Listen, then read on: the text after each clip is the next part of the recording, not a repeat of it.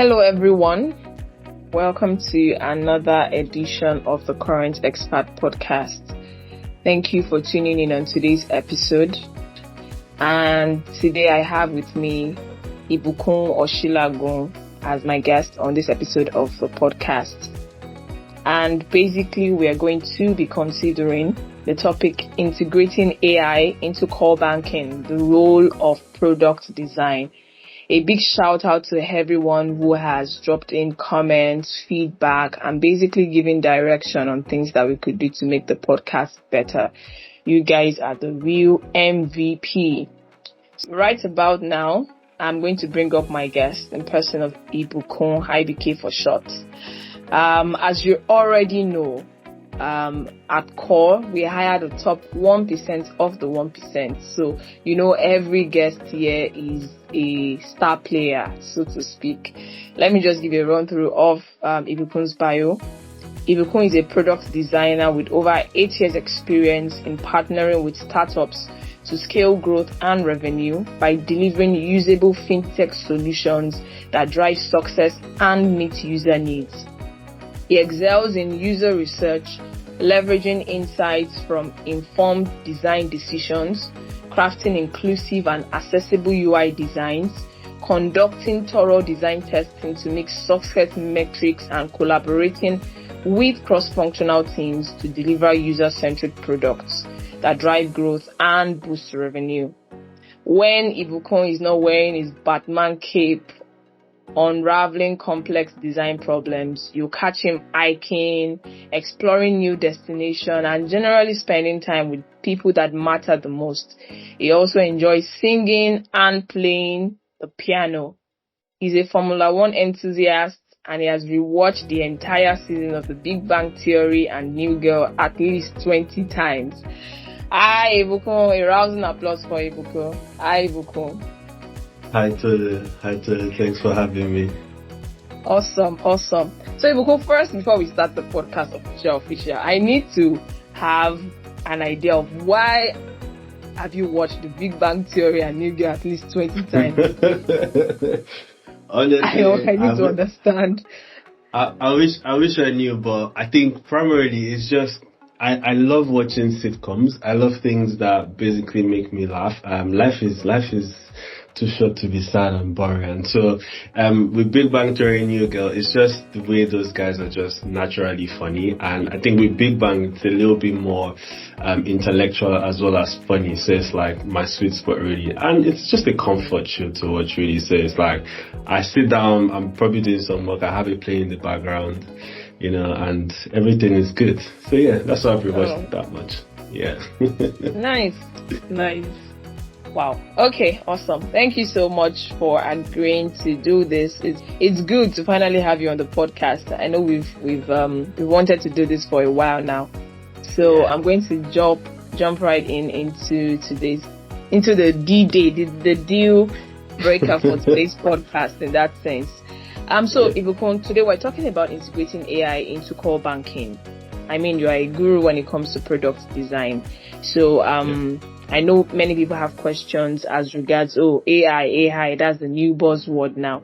But we are basically going to be speaking to how AI affects product design and then also tie it into core banking.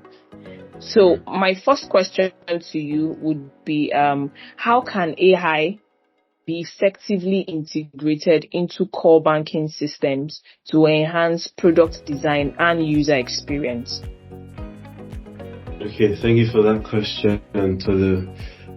So before I answer that question, I would like to break down some of those words. I don't want to assume people know product design and user experience. Some of our audience will definitely know core banking, but I'll just give a brief summary of what those things mean. So, core banking is, when a bank offers banking services that allows their customers to, carry out transactions. So, for example, I can be in Lagos. If I open my account in Lagos and I'm in Abuja, I should be able to take out a transaction in Abuja without having to go to Lagos. So core banking helps for that, connectivity and stuff.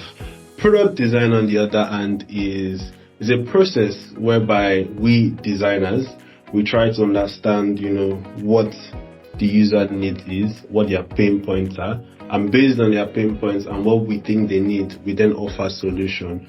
And user experience is how they feel when they finally get those products in their hands. So combining those three, how can AI, be effectively integrated? That was your question.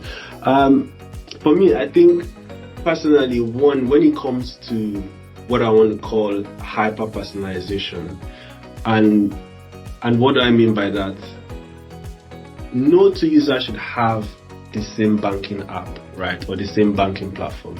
And the reason why I say that is because we're all different human beings. We spend money differently, we interact with the app differently. And so when it comes to things like budgeting, right, when it comes to things like spending habits, when it comes to things like financial goals, right, I think there needs to be a way that AI can help, users hyper-personalize their app. So, for example, husband and wife would probably have different goals when it comes to, how much they want to spend per month, or even the things they are spending money on. And so I think AI can be leveraged, to pull that data and sort of offer such solutions. I think another way AI can also be leveraged into core banking is pretty much simplifying complex processes. Like, for example, you go into a banking hall, you have customer service officers, right? I think with AI, we can make use of like chatbots, right? Such that you might necessarily not need to go to the bank. You could, from your app, just ask a few questions, right? And based on the complexity of your query, we can then say, okay, you know what, come to the bank, because this one, it pass, you can't do it from home, right? Or you can actually just, send a URL. The chatbot can provide you with a URL that will take you to a place where you can read more information on how to solve your problem. So I think that's another way we can definitely, use AI. We can integrate it with core banking. I think one more way, there are several ways, please. I just want to give 3 ways, but there are several ways. Another way is basically, automation, right? So when it comes to things like fraud detection, we're talking core banking, we're talking money transactions, right? Risk management, stuff like that, where, human beings have to sit down and go through lines of, transaction statements to, either detect fraud or, try and see how they can mitigate risk. With AI, we can automate that process to say, okay, this is what we call fraud. Whenever you see a pattern like this, flag it, right?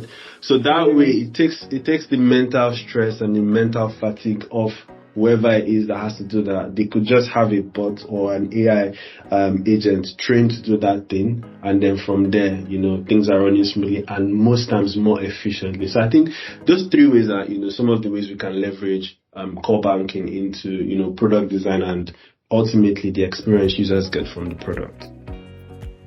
Wow, awesome. Thank you so much, Ibukun. So I hear you clearly. I hear hyper-personalization. I hear customer experience, the customer service.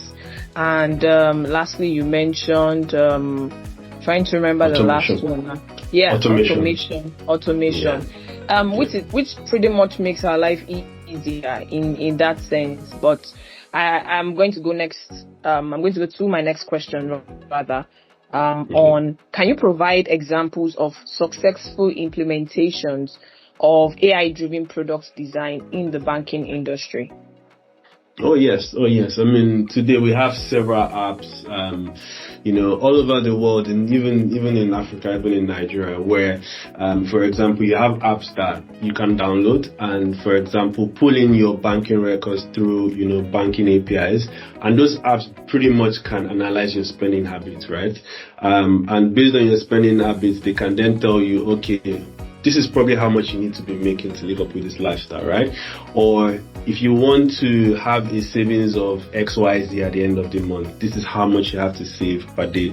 So we already have successful implementations of apps like that. We also have, chatbots here and there. By now, I'm sure everyone has used a chatbot because that's what most companies are doing right now.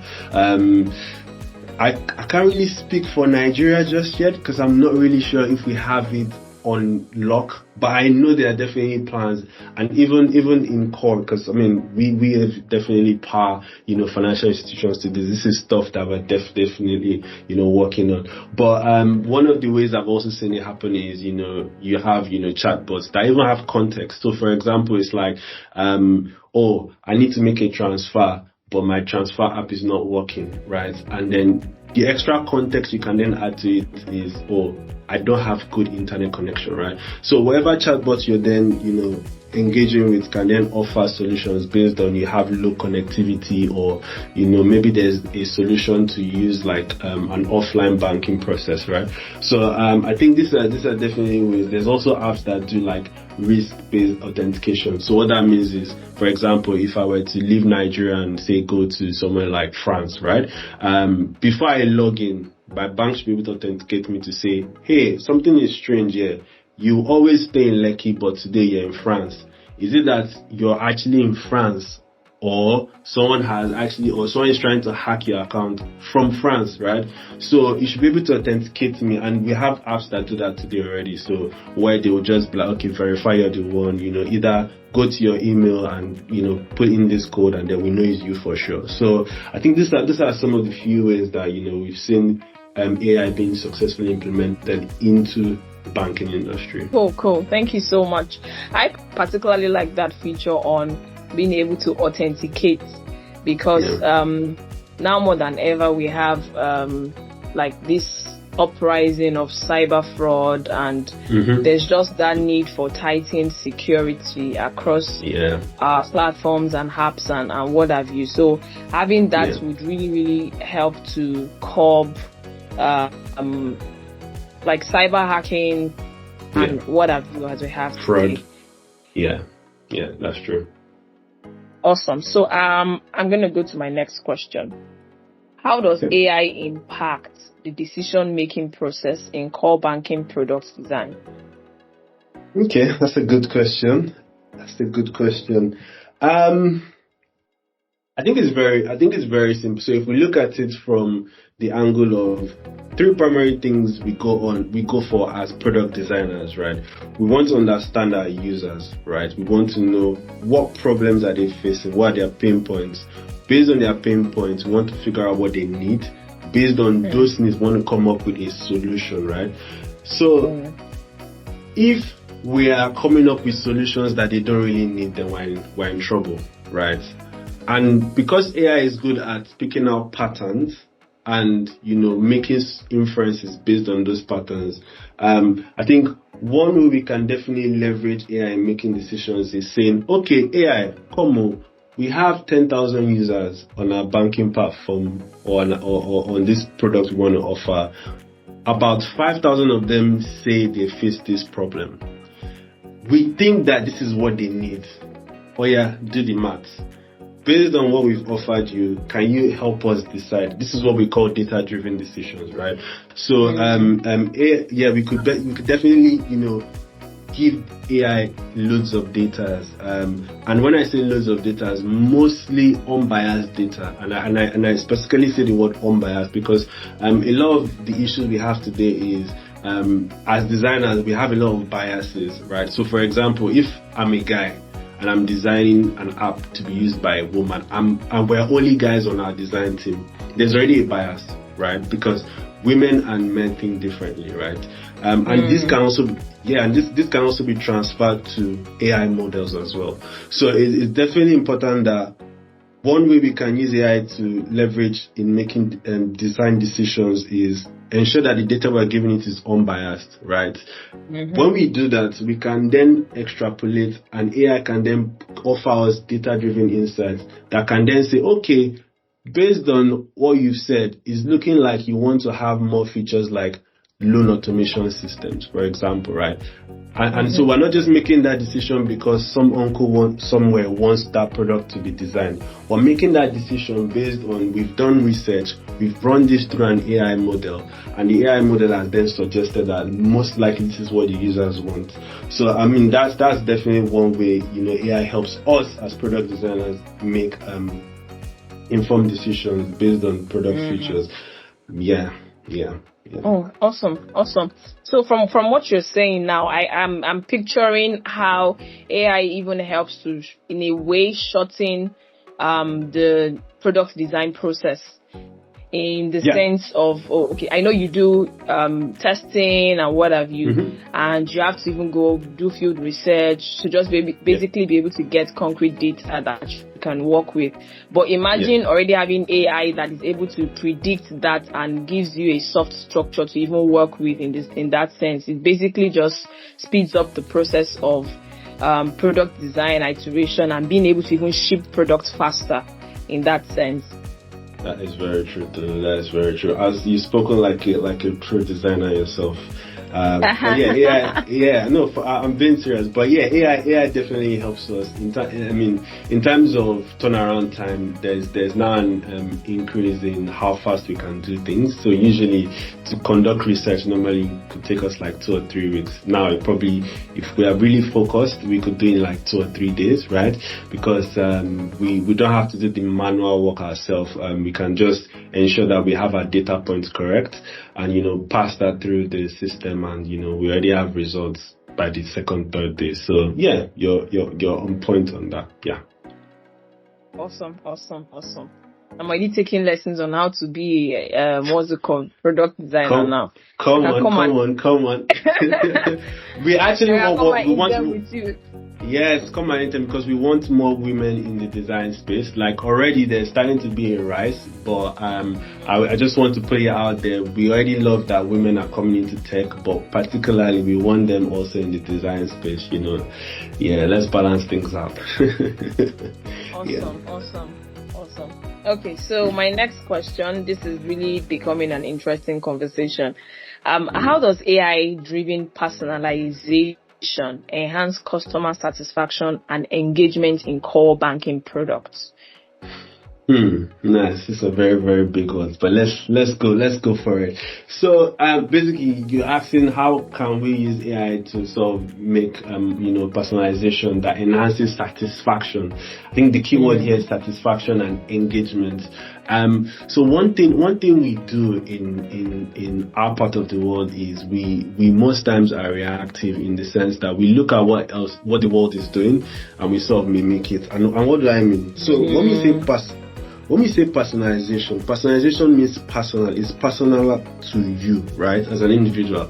And so what you will find in most banking apps today, and I'm just going to give this as an example, is you log into your app, you see stuff like, depending on whatever bank is, I'm not calling any bank out, you see something like, hello, good morning, or hey there, then your first name, right? Or you just see stuff like that. But if you look at the African Nigerian context, that is probably rude to some uncles. Like, what do you mean by what do you mean by good morning, right? Why can't we say, rather than good morning for a Yoruba man using their app, why can't it be a Qore, right? A Qore. Yes, because that makes it personal. Like if my Yoruba uncle, logs into his app and he sees the Qore, he now has a connection to the app because it's personal to him, right? If his Igbo friend logs into their app, they shouldn't see a Qore. For them, it would be whatever it is in Igbo. I probably know what it is. I've forgotten. I'm not being tribalist yet, but I'm just, because I'm a Yoruba man. It is what it is. But that's what I mean by personalization, right? It's like, why do we have to copy the white man? Because in other parts of the world, they say good morning. That's how they greet people. They don't have a local way of saying good morning. It's good morning, right? But we can't just now adapt that and then start putting that into our apps. And so that's what I mean by personalization. And so that way, for example, if someone has multiple bank accounts or bank apps and one of them says a Qore, I'm most likely wanting to start to like that app more. I'm probably going to subconsciously start to want to engage with that app more because it feels like that app knows me, right? Another way we can use AI, to enhance customer satisfaction and engagement is, so say for example, I use this app, I'm using this app, I'm spending, I'm balling every night, I'm living my best life, I'm doing odogun, you're just doing the most, and And is this day where AI can look into your data and say they paid you salary on the 1st of in April, right? On the 2nd you went to ball. On the 3rd you went to ball. On the 4th you went to ball. You have not paid house rent. You have not done this because it's sort of AI knows when your expenses. I mean, based on income and outcome, it will know when money has gone out, and it will know when money has gone in. And if you categorize things well, it will know, okay, this one is rent, this one is school fees, But AI should be able to tell you in notification saying bros, and now it has to be personalized. So it could give you a notification and say bros, if you continue spending at this rate, it will end with stories that touch you. Do you understand? and pretty much what that is just saying is, based on how you're spending, you're probably going to run out of money before the end of the month, right? And so what uses my app if my app cannot tell me that? What is my banking app if my banking app cannot tell me, based on how you're spending, you need to take it easy, or maybe don't go out today, right? Do you understand? And so these little things make it such that if I get a warning like that, I'm like, okay, guys, we're not going out tonight, right? It's not now at the end, or it's not now at the 15th of April or the 20th of April that I now check my app and I say that right? For guys that don't understand that, it means that the money just remains like 15 naira in my account, right? That's what that means, right? So if my app offers me that, there is no way I don't feel customer satisfaction. There is no way I'm not engaged with that app, right? So these are the little things that, with AI, and these things, no one needs to be pulling the strings behind the back. If we create the AI models and they already know what to do, right, they will just do what they need to do. If we train them right, they will do what they need to do. I think another one, lastly, is just like, we could also make it such that we could have chatbots, right, in our banking apps. Because chatbots don't close office by 5 p.m. But say, for example, what happens if I'm stuck, it's 11 p.m., something is wrong with my banking app, I need to make a payment, I need to log in, I can't do that, right? Can't I just go on my app, and there should be a place where I have a chatbot that is on 24/7. If it's Sunday, if it's Saturday, I can still, get answers to my questions, I can still have problems solved. Do you understand? So that is another way, and these are all AI, leveraged, tools that you don't need someone to be in the office to do this. Everybody can go home. AI will be doing its thing as long as there's internet, as long as there's electricity. Even sometimes if there's no internet, we should be able to have offline models, right, to cater for our own use case in Africa. So, I mean, at the end of the day, you do all of these things, or some of these things, I'm sure people would just be like, oh my, say I like this app better than, that other one that is just plain, basic, regular. Do you understand? So Wow. Amazing stuff.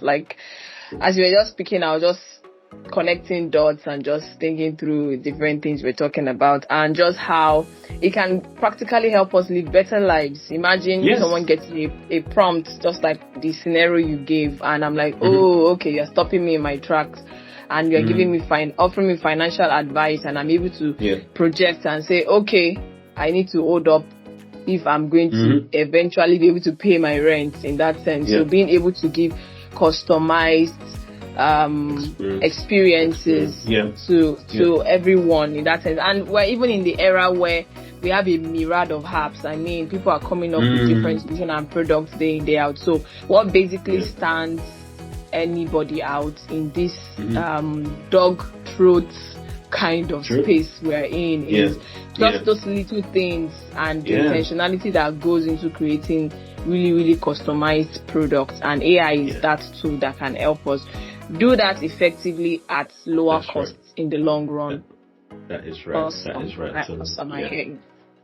Okay, so to my last question, this has been an engaging conversation. So, Ibukun, how do you see the future of AI-driven product design shaping the banking industry in the coming years? Personally, I think it's going to change everything. I say that to say today, AI is probably maybe a year or 2 years old at most. It's still fairly new in terms of execution, but it's old in terms of the gist. But what I'm saying is today we are starting to have the rise of digital banks, right? And so what that means is you have a bank that primarily or potentially shouldn't really have a physical location, right? So you have a bank, but it's just on your phone. But I think with AI and what it's probably going to do in terms of shaping the industry, I think it's going to go from taking digital banks to like just not a bank on your phone, but a bank where you can just say, hey Siri, or hey your bank's name. I think probably hey your bank's name will be better, right? And then what happens is you can say, send 1 million to Tolu's account. Hey, as in, that's the kind of let us give us something for the weekend. And no, for real. And it's like, and it will happen, right? Because what's the difference between me going to my bank to put in my details, and you should already know. Like, you should already know that it is my voice. So with AI, this is what it would do. You will take in your voice recognition, your voice patterns, the inflection in your voice. So it knows your voice. And also, another thing that is good is it can also tell when you're under duress. Right? So say, for example, someone is like, oh yeah, send us money. Like all those police that, please, I'm not calling anybody out. But anyways, say, for example, they say, okay, send us money, but you know you don't really want to. Even if you try to fake it, AI can tell and be like, it's like that. It will probably send the money, but I think it will tag it, right? It will be like, when you made this transaction, we notice some stress patterns in your voice, right? And so it's like you're not just going to be having, people doing stuff, the traditional way. It's probably going to look more like you have conversational, UIs. You can carry out, conversations just using your voice. It will just be like you're talking to someone, right? So just picture the whole process of you going to the bank. You can actually just do that from your living room chair. So I think AI is definitely poised to like change so many things we know, and it's going to be like magic. Like it's going to be like this thing is starting to look like witchcraft too. Like, what do you mean that? What do you mean that I can? No, just because imagine it, if you're standing on the road and, you're talking to maybe your old auntie or, your grandma, and you're like, send auntie 50K. And your grandma is looking at you that I don't understand, like what happened just now.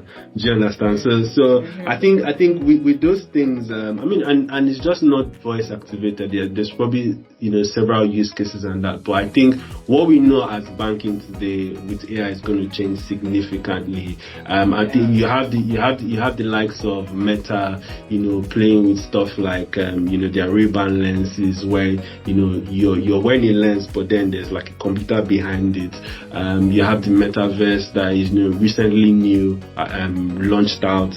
So it's going to really change from what we know it today. And if my predictions are right, I think we're going to have less bank branches. I think at some point when AI fully kicks in, there will probably be no branch. I think it will be fully digital, but even digital to the next level. And this is not to scare anyone. I always say this: AI is not here to take your job. AI is just here to improve your job, provided you learn how to use AI to your advantage. AI, so exactly. Yes. So that's just it. Once you know, AI has come to stay. So don't fight it, don't hate it. Just learn how to use AI, and and in terms of even security as well, it's like things will be more secure. I think we'll have less fraud. Because there will be a heightened fraud detection system, like if you can beat AI and still hack, then maybe you deserve to have the money, right? But I mean, because it's going to be very, very difficult, right? It's going to be, and the thing is, if you do it, then AI now knows something. So the next person that tries it, it will be almost impossible for that to happen. So stuff like fraud detection, stuff like, even like I said, personalized experiences as well. There will now be more personalized experience that even I or we haven't even thought about, is possible in terms of what we can do in banking and, in the financial space. So yeah, it's going to change everything, but it's going to make financial inclusion, more accessible to people as well. So, look at people in the remote areas, because we don't really talk about those guys a lot, but AI will definitely change how they can also, use money, transfer, wealth, and stuff like that, pretty much. So yeah, I think AI has come to stay. I'm looking forward to it, and yeah, can't wait. Awesome stuff. Thank you so much, IBK, for this amazing session. And basically, this is just food for thought. Probably our listeners can also just drop their thoughts in the comments when they listen to these episodes. But it's basically me asking myself. I mean, we don't need to answer that on the podcast, but basically asking myself that, is Nigeria growing at the same pace at which AI can be easily adopted? So take, for example, in terms of literacy rates, and then matching that also to the speed at which AI is being adopted also in Nigeria. And when we talk about the remote guys, and then we talk about the importance of language, like you mentioned, and me thinking, okay, yes, it's good and great for personalization, but the person I'm personalizing it for, if they take, for example, the remote guys, are they even able to read what I'm personalizing for them? So there's also that part of concern in terms of how do we also match the rate of development as a country now, also with the rate of technological advancement that is going on around the world. So that's basically food for thought. That's a good food for thought. Just food for thought for people to think on, ponder on, and maybe just drop their insights in the comments as well. But this has been an amazing conversation. Thank you so much, IBK, for sharing of your wealth of knowledge. And hopefully we get to bring you up on another episode of the podcast as well. Thank you. You look forward to it. Awesome. Yay. Thank you everyone for tuning in to this episode of the podcast. Till we'll come your way again next time. Be courageous and keep being amazing. Bye.